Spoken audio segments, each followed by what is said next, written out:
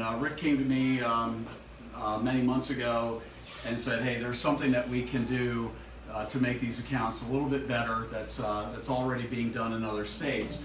And with the Able 529 accounts, one of the reasons that they were so important is they really incentivized families who had children with disabilities to save. And prior to the Able 529s, one of the issues was if families saved too much, then it could preclude the child later in life from being able to qualify for Medicaid and Social Security disability and other types of programs like that. So a lot of families quite simply would not save. And so this gives them an incentive. And so one of the important things of the initial Able 529 legislation was to make it clear that any funds that were put into Able 529 accounts would not count towards the calculations that were used for Medicaid and other programs like that. So what this bill essentially says is that if a family has taken it upon themselves to save money in an Able 529 account, that the government can't come back later and try to claim some of those funds. And it recognizes that families who have a child with disability have costs and responsibilities that other families simply just don't have. And any of us who in this room who have children of our own, we understand all the costs of raising and caring and feeding a child as they go through life. But if you have a child who has a disability, those expenses are far beyond that, and just in terms of medical care and special equipment and everything that goes into it. And so really the idea behind Able 529 and this bill too is recognizing those extra costs and responsibilities and trying to treat these families fairly and trying to give them an incentive to save and to make sure that these children later in life will have some money to take care of themselves. And now with that, I would actually like to turn it over to our videographer. And before we hear from Rick, if there are other members of the General Assembly who'd like to make a comment, please.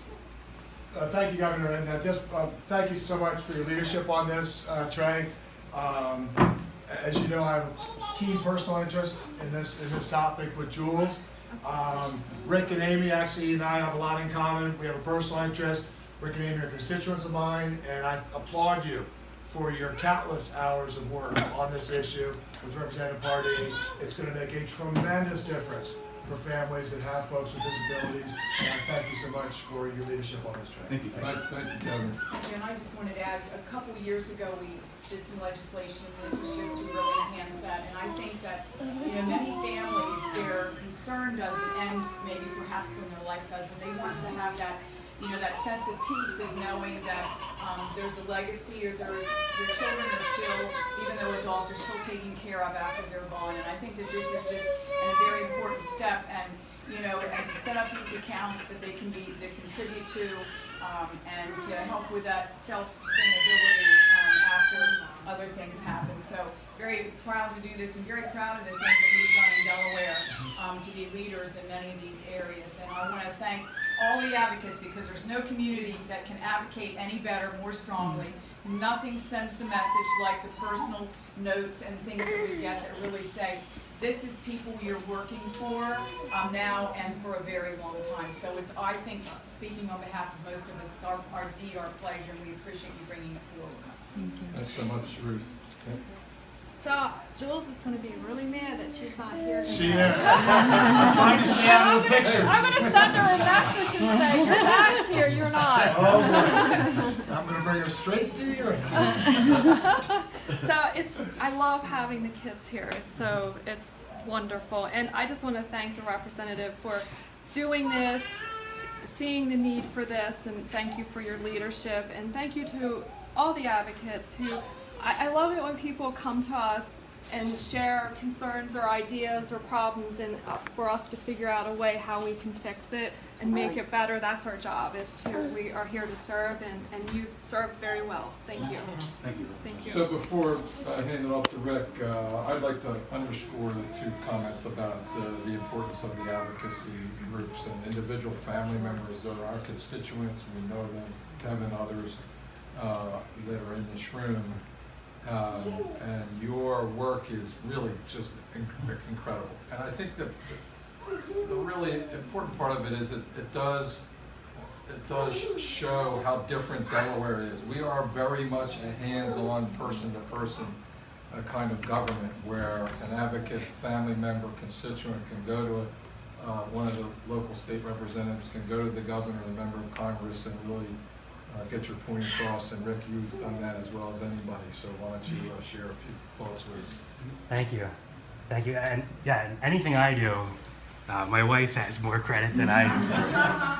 I definitely It's a pretty good team, I think. Teamwork is definitely the secret. Kayla, you want to come over here? So, I just want to say thank you. Thank you to Governor Carney. You've always been supportive of us throughout this process. We've been talking about ABLE for years. It's a really simple thing. My daughter is 15 months old before ABLE could save money for her future when her sister, who's 11, couldn't. And that doesn't make any sense. Why can't she save the money she gets for her birthday? You know? So just at that level, we've made a difference where now that can happen. And it changes the outlook of our family and extended family members who thought, oh, we're not giving anything to Kayla, we can't give her presents, and now they can. So that's just from my perspective. There's a whole nother, and this amendment to ABLE is going to allow other families just even more of a reason to sign up and get an account. Next month is Able to Save Month, which has a national effort for people to open accounts and get started. And Kayla, you want to tell everyone what does the ABLE Act do for you? To save money.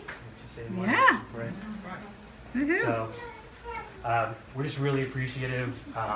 We've gotten tremendous support from the state, from our legislators, from the governor, from members of Congress, and this is only the beginning for ABLE. It's a law that's progressing, and things are being added to give more freedoms and help people even further, expanding the amount that someone can save. The next step is allowing income to come into these accounts so that people naturally can come out of poverty level, have a job, have a place for their money to go, and have as the best future they could possibly have for themselves, just like anyone else would. So, thank you. Thank you, Rick. Appreciate it. The whole team there. Team Kozlowski and Krista from the Down Syndrome Foundation. Yes. Association. Thank you. I'm Krista Griffith, and I'm Vice President of the Down Syndrome Association of Delaware. And thank you, Governor. Thank you, legislators, and thank you, Rick, for all your work. We really appreciate it. It's wonderful. To echo what you all have said, a goal as a parent is whether you have a child with Down syndrome or a typical child, a child with any ability, the goal is always the same, which is to raise healthy, happy, independent children. And to not be able to do that because of a financial issue it was disheartening. But when the bill was passed a couple of years ago to establish the ABLE account and now to add some additional enhancements to it, it's just very helpful to us, and we appreciate it. Somebody's happy. There's always work to do. Oh, he's wanting to tackle his brother, but thank you very much. Thanks, Krista. Marty, I mentioned the State Treasurer's Office. Marty Sturtevant, do you want to say? Sure. Of course, I'm here to be present for our office, and we're excited to be implementing the program. And we would like to thank the task force members. I mean, it didn't just stop at your advocacy. He's been all in right before being on our task force and trying and making it a group effort and making the best decisions for Delawareans. But it's also personal for me because I have a child with autism, and so I'm just really honored to be here and to be representing the treasurer today. So this is an issue that touches home for a lot of us, obviously, and a lot of people that we all represent and live in our communities. The the advocates are pushing this to Trey for your leadership, to the other legislators for your advocacy, not just for this piece of legislation, but for educational services to children with disabilities. And we always want to do more, but we're among the best in the country. We're just rated that way recently. So we appreciate all your efforts. And with that, I'm going to sign this piece of legislation. Unless Trey wants Just to- one last word. I would be remiss if I did not mention the efforts of Nicole Poor, who is our Senate sponsor, who is unable to join us today because she had a previous commitment. So I know she really wanted to be here. I know she wanted to see Rick and Amy and Kayla. They're all great friends. And Nicole has just been just an incredible advocate for issues regarding the disabled and health issues. And so I really wish she was here. I know she wanted to be here, and I just thought that it was important to. I'm sure somebody will post something on Facebook. So with that, why don't we sign it, please? Come around. And others come behind. And then there, Kayla. Walk around, Kayla. There we go. Rick, Krista. Awesome.